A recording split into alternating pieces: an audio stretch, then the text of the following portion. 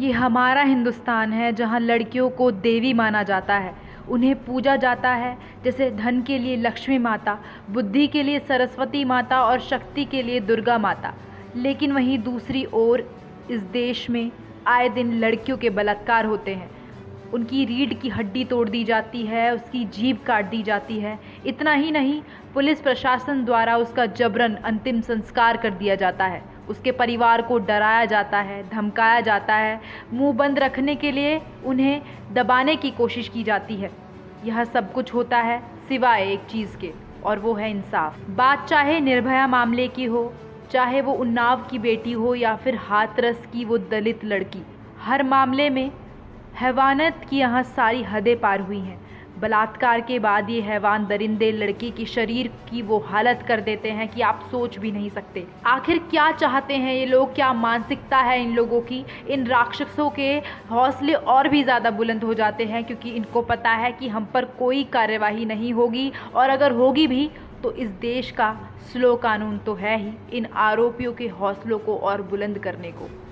अधिकारी तो हैं किसी भी कांड पर पर्दा डालने के लिए, क्योंकि समाज की सेवा नहीं, इन अधिकारियों को अपना पद बचाना है। और पुलिस या कहे कठपुतली जो कहते हैं कि ऊपर से आदेश है, पता नहीं कौन है ये ऊपर वाला। मीडिया को पीड़िता के परिजनों से मिलने नहीं दिया जाता, पुलिस वाले घेर लेते हैं पीड़िता के परिवार को। इतनी पुलिस अगर देश में या राज्य में पहले ही लगाई होती तो शायद बलात्कार की नौबत ना आती। पत्रकारों के पूछने पर कि अंदर क्यों नहीं जाने दिया जा रहा, कोरोना का खतरा है, ये कह दिया जाता है। एसआईटी की जांच चल रही है और कहा जाता है कि जांच सही दिशा में है और एकदम सही चल रही है। तो फिर क्यों पीड़िता के परिवार से मिलने नहीं दिया जाता? इस पर डीएम की बेशर्मी तो देखिए। डीएम कहते हैं कि अगर आपकी लड़की कोरोना से मरी होती तो मुआवजा नहीं मिलता। पोस्टमार्टम रिपोर्ट मांगने पर परिवार वालों को कहा जाता है कि तुम पढ़े लिखे नहीं हो, क्या करोगे, पोस्टमार्टम रिपोर्ट का वकील लेकर आओ। बेहद शर्मनाक है इस वक्त हमारे देश की स्थिति। शायद इसलिए आईएएस का एग्ज़ाम पास करके अधिकारी समाज की सेवा करने आते हैं कि बेटियों का बलात्कार हो, अधिकारियों को सिर्फ अपने पद की हो। और अगर देश में यही चलता रहा तो किसी भी माँ बाप को बेटी पैदा करने से पहले 100 बार सोचना पड़ेगा।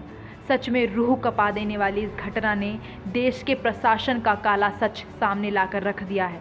समझ नहीं आता कैसे चलेगा ये हिंदुस्तान इस तरह। नेशन वन से श्वेता सिंह की रिपोर्ट। नेशन वन की खबरों के अपडेट के लिए आप हमारे चैनल को लाइक करें, सब्सक्राइब करें, पसंद आई वीडियो को शेयर करना ना भूलें और ज्यादा जानकारी के लिए लॉग इन करें www.nation1.tv पर।